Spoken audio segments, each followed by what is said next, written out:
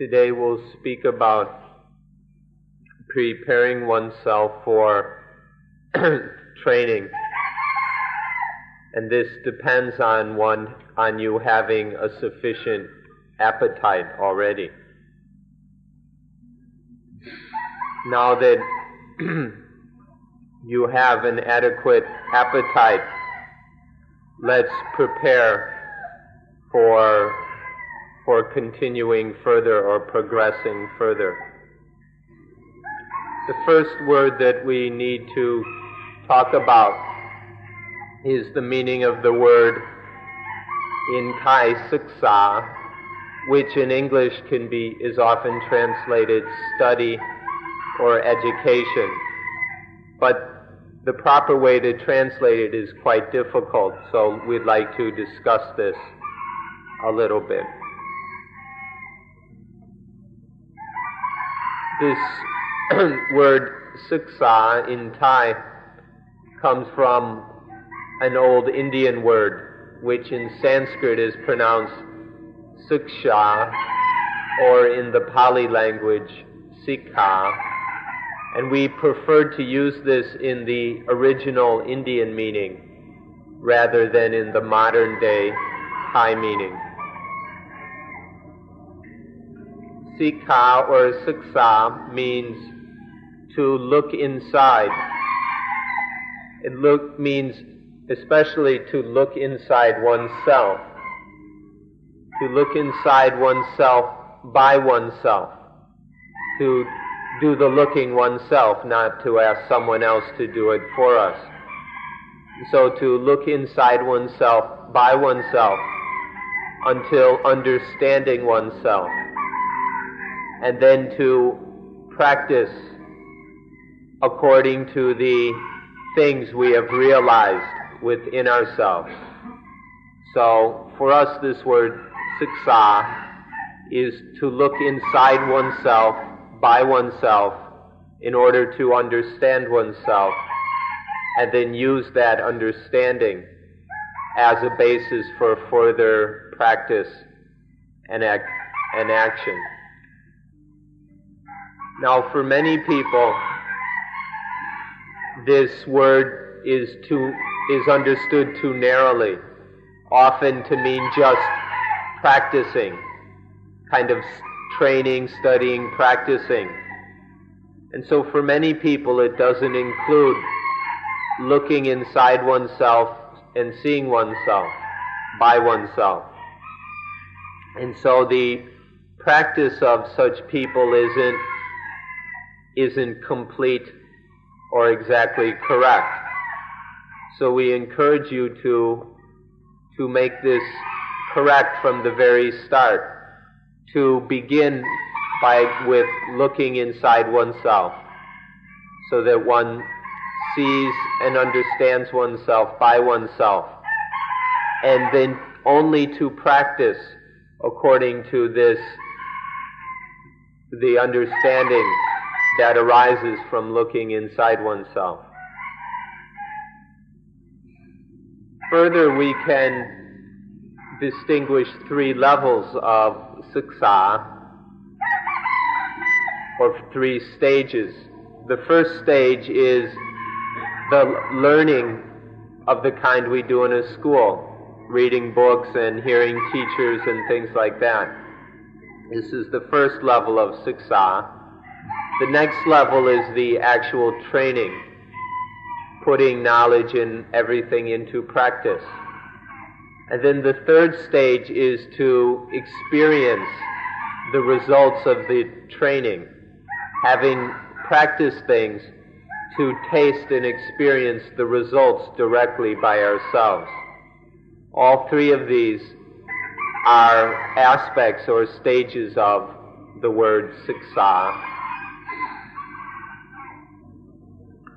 To have read lots of books or gone to university is not yet what we call siksa, although it's called these days education.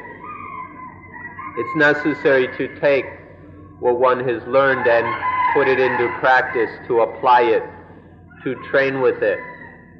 But still, that isn't sufficient. We must also experience or taste for ourselves the results of the training and practice. Only then is siksa complete. In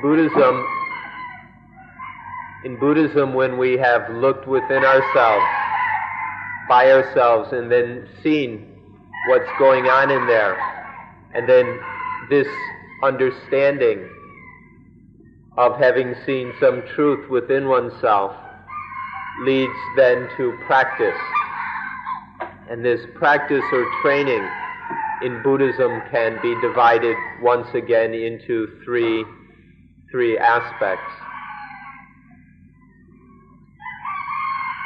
These three aspects then of training in Buddhism are called sila, which is morality, samadhi, which we can say is meditation, and panya, which is the spiritual training directly, the training in wisdom and understanding.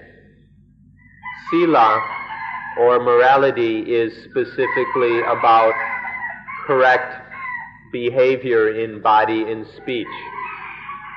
Then samadhi is about developing and training the mind. And then, so this is the mental level of training. And then last is the spiritual level of training, which is the training of awareness and the training of understanding. So these three, morality, meditation, and wisdom, these three together make up a complete training. We can't have just part of it. All three aspects are necessary. The essence of all this training in Buddhism is to abandon or to throw away all attachments to anything as being I or mine, as to abandon all attachment to things as self. This is the essence and the goal of Buddhist training. So therefore we should learn and study about this non-attachment, about not attaching and letting go. And then we should train in this, we should put it into practice, learn, experiment, investigate how to do it. And then most of all, we must experience the results of letting go, experience the taste of non-attachment. Our training must focus on these three aspects of letting go, learning what it is, putting it into practice, and experiencing the results of having let go. So now we'll talk about preparing oneself for this siksa, getting oneself as ready as possible in the best way for siksa.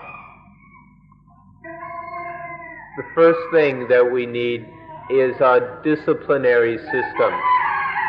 We need a set of proper disciplinary rules to train by, to restrain ourselves.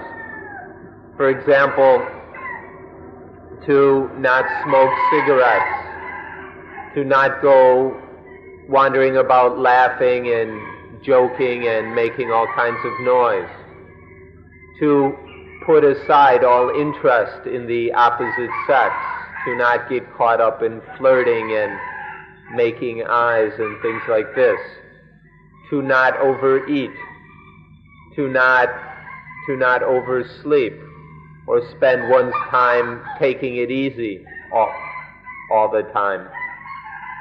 To have these restraints and limits are the first requirement for getting oneself ready for siksa.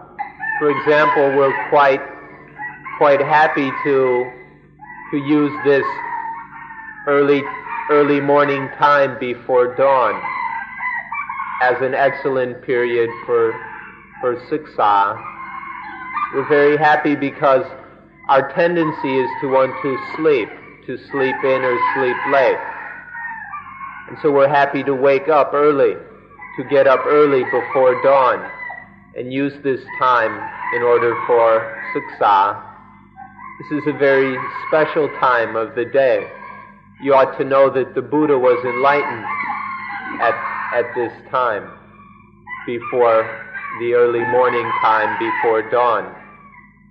And so this is one way of disciplining ourselves to make us ready for Siksa.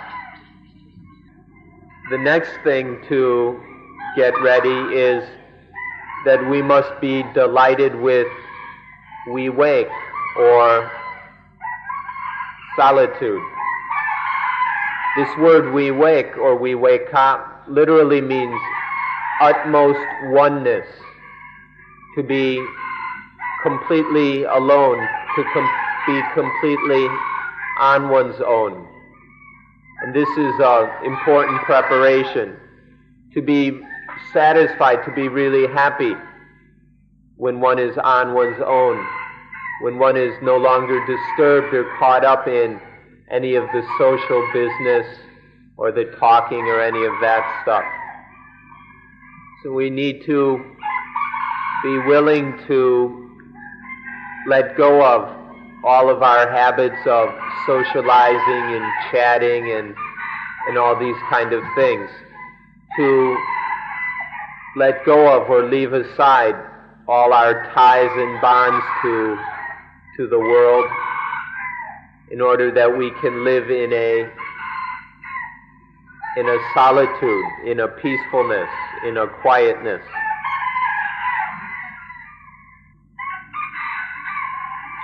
There's an old saying that we will temporarily close the eyes, ears, nose, tongue, and body sense in order that the mind may find viveka, or may find this solitude.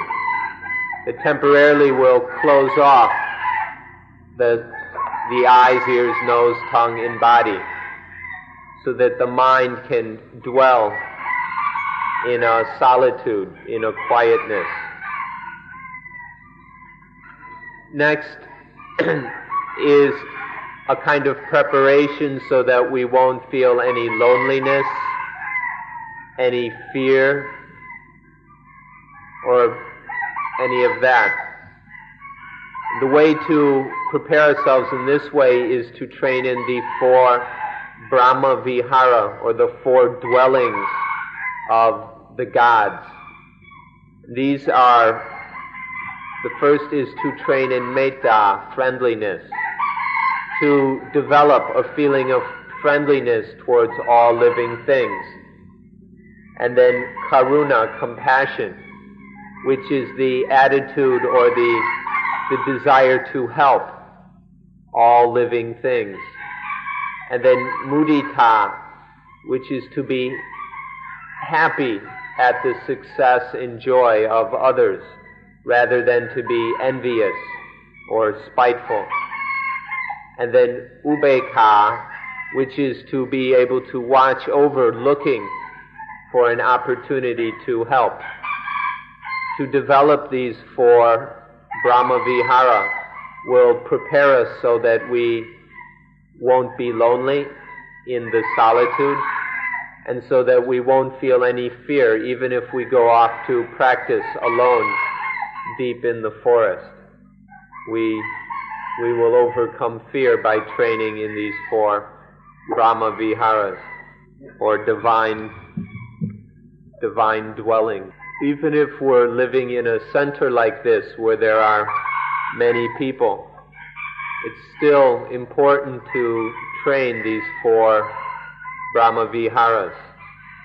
In the old Pali it says that one radiates the mind in all directions according to the meanings of metta, karuna, mudita, and ubeka, using these four meanings or attitudes to radiate the mind in all directions, sometimes with friendliness, other times with compassion, the desire to help, other times with mudita, the joy at this well-being and success of others, and then upekkha, the being able to watch over, waiting for an opportunity to help. This is an important preparation for meditation, even in a center where there are many people. The next thing we need is what we can call patience and endurance. There's a slight difference between the two words. Patience is to be able to have a mind that is calm enough to get along with things, to put up with things. Endurance is more of a strength also for dealing with difficulties that come along the way. We need both this patience and this endurance to get by with difficulties and all the hardships that may arise in our training. This is something which we must prepare also. Next is that we must have the right attitude towards our practice. This means we have to have the right frame of mind for practice, which means that we don't practice with desire. It can be very dangerous to set about our practice with foolish desires, wanting to get things or have things or become things. This can lead to a lot of trouble. Instead, we need right aspiration, which instead of being desire to get or to have or become something or even to get rid of, is an understanding of what is right and just the wanting to do what is right, trying to do what is right. With this right aspiration, our mind will be in the right frame or the right state. This also means not being full of crazy hopes and wishes. Sometimes people are kind of hoping for magical experiences or all kinds of things. It's important to have right aspiration. This is to have a balanced appetite. To have a correct and balanced appetite is this right aspiration, which is not desire, nor is it crazy hopes and dreams.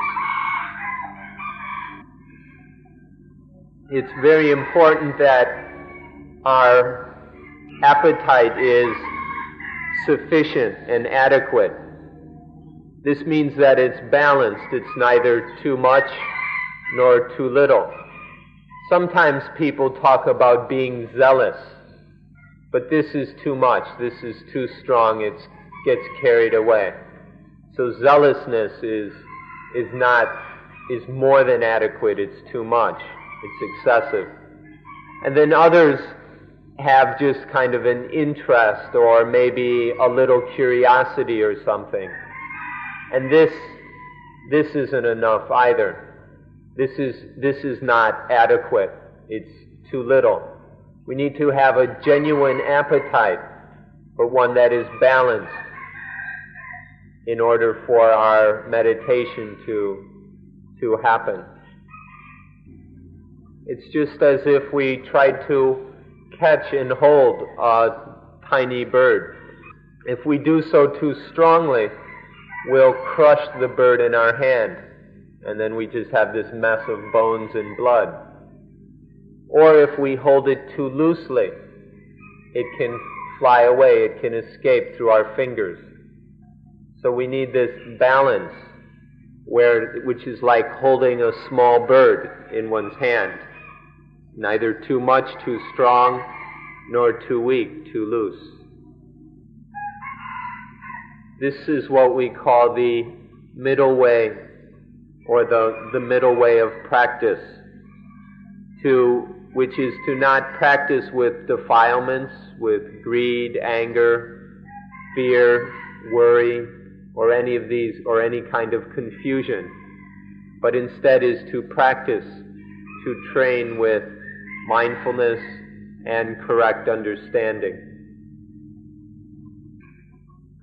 In this appetite for practice and for meditation, we need to have a proper aspiration or intention to practice. And this means there needs to be a kind of joy or a satisfaction in meditation. Some people talk about rapture.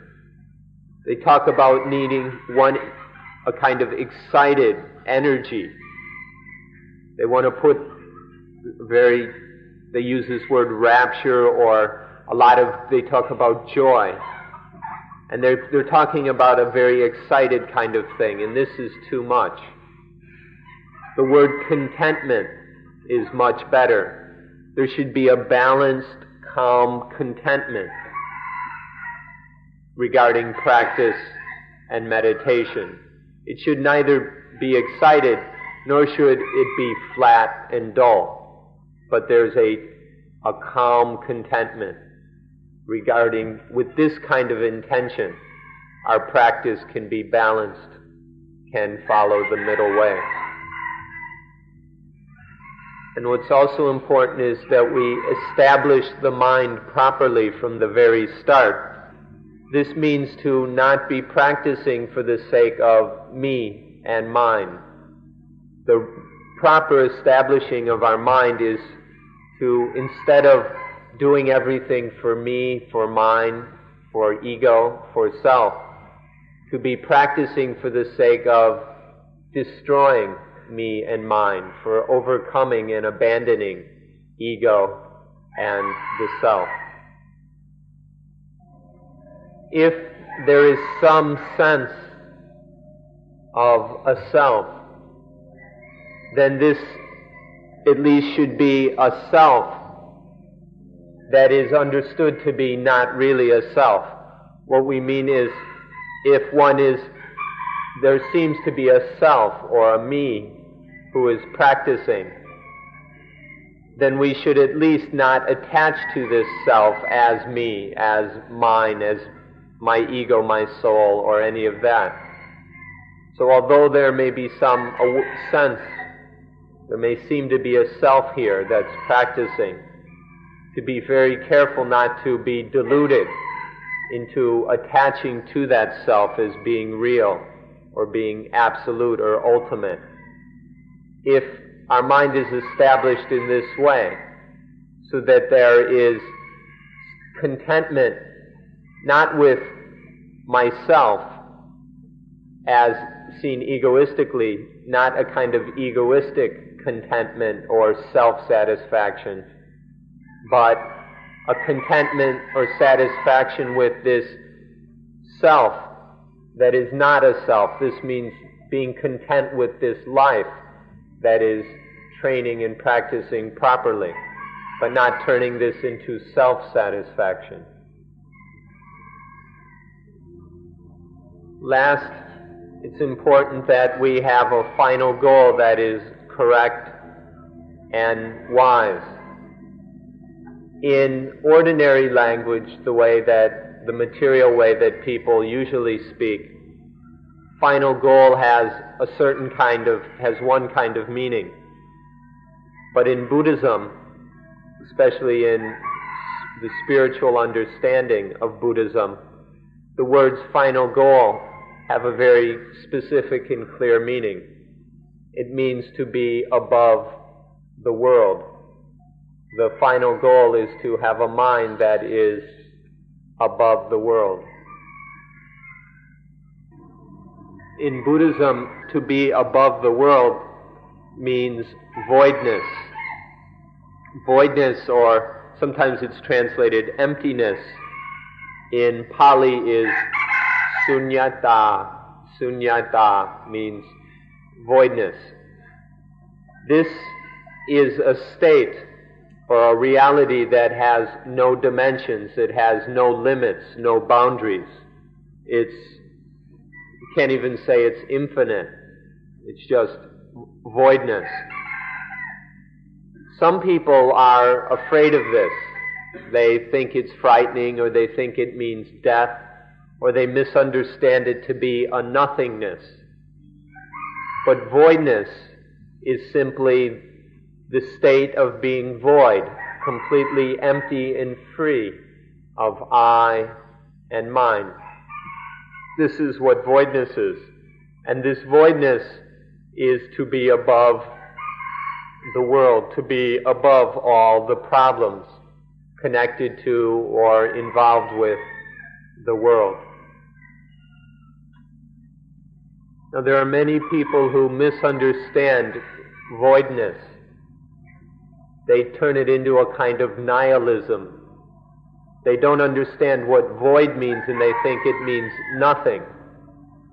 Void doesn't mean nothing. There is something. Voidness is a reality.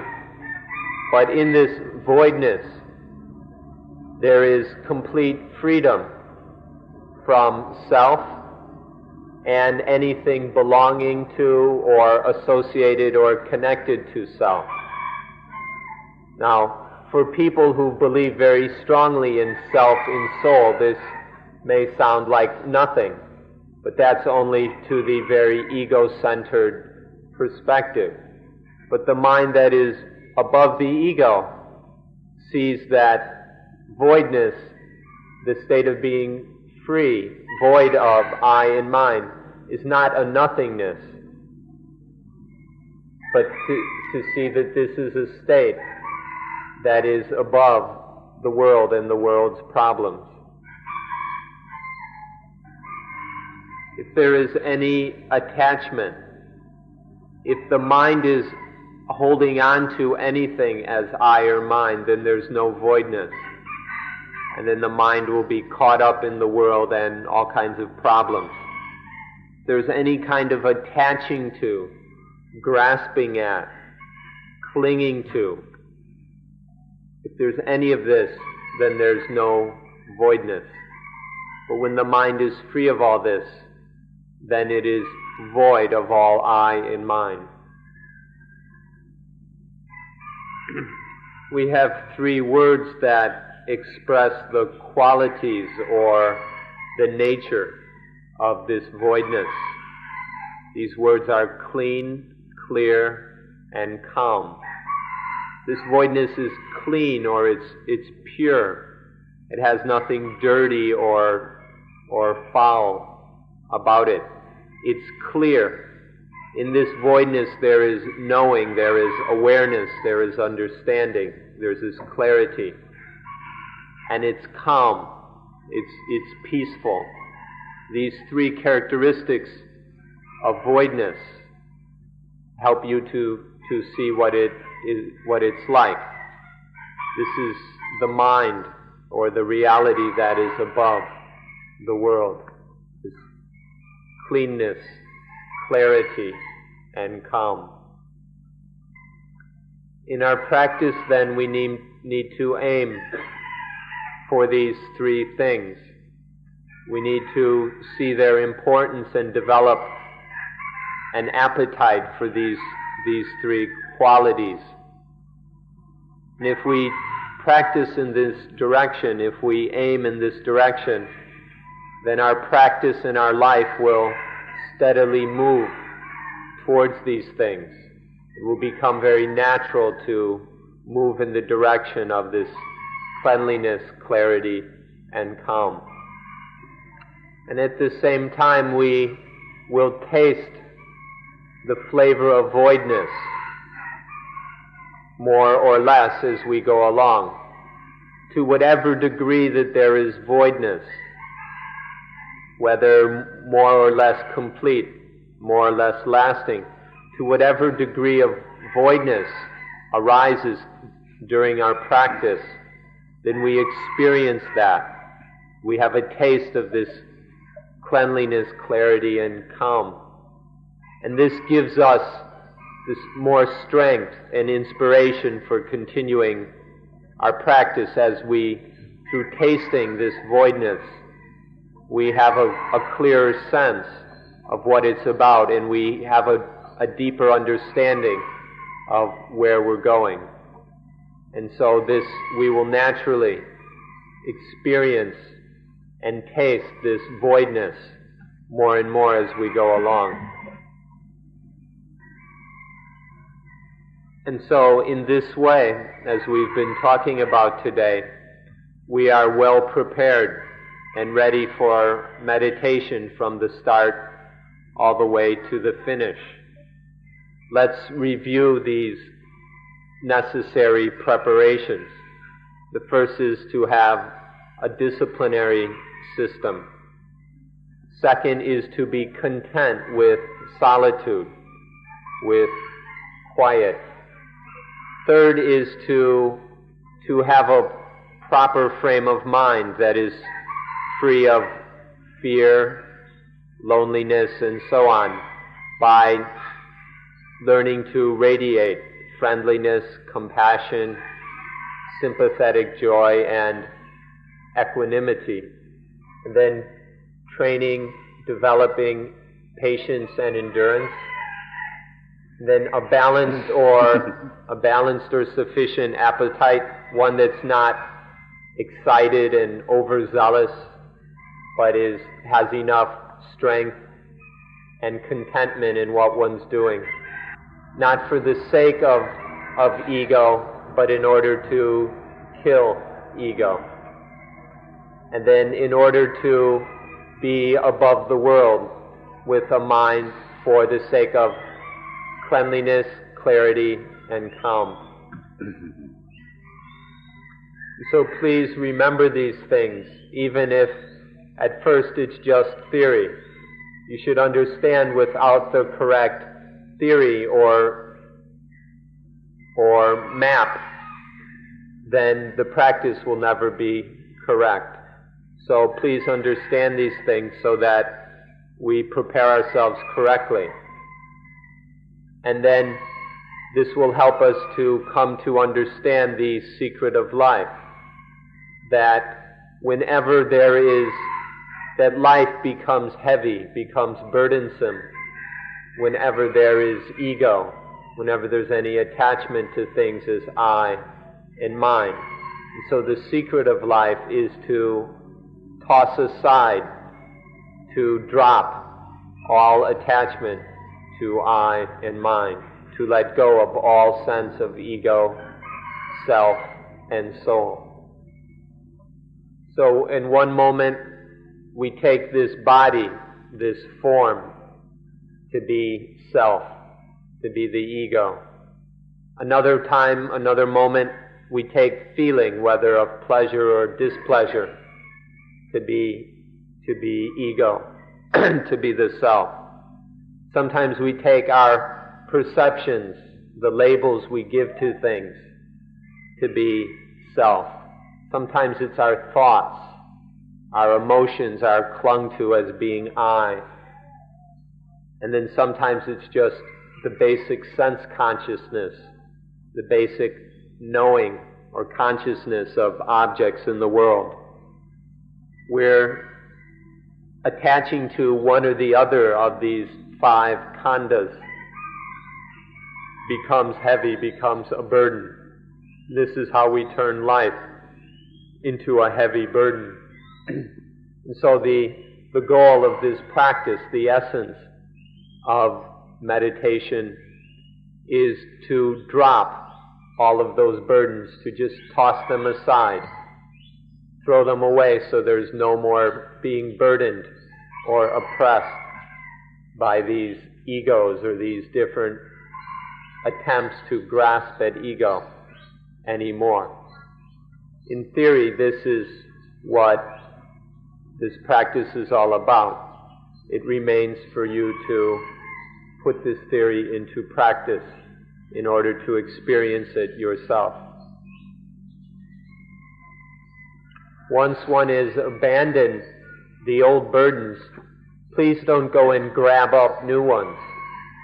It's so easy in this world to pick up new attachments. There are so many things to just waiting to be grabbed onto.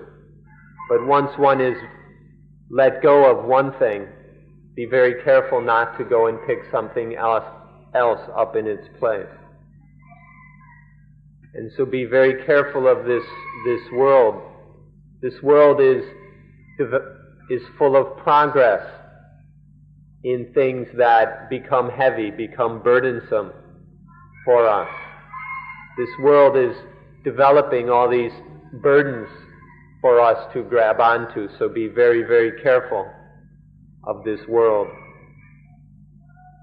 Then so we have to ask, well, who carries all these burdens?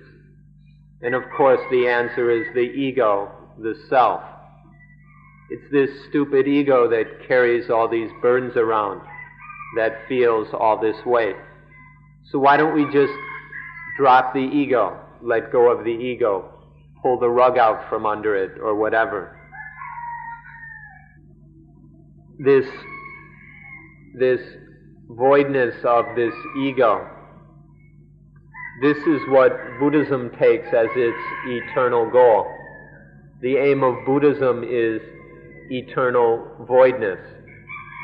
Now, of course, there are other religions or other ideologies that take the eternal self as their goal. This is probably appropriate for certain groups on certain levels, that it would be appropriate to seek the eternal self. But in Buddhism, what we're looking for is eternal voidness, the complete and total freedom from self. We can interpret the word God in two ways. We can interpret God as being the eternal voidness, or we can interpret God as being the eternal self, as is most often done. But the correct meaning of God, the highest, most profound way to interpret God is as being the eternal voidness. So please check into this carefully and find the correct meaning and practice accordingly. And so we hope that you see the aim behind all this preparation.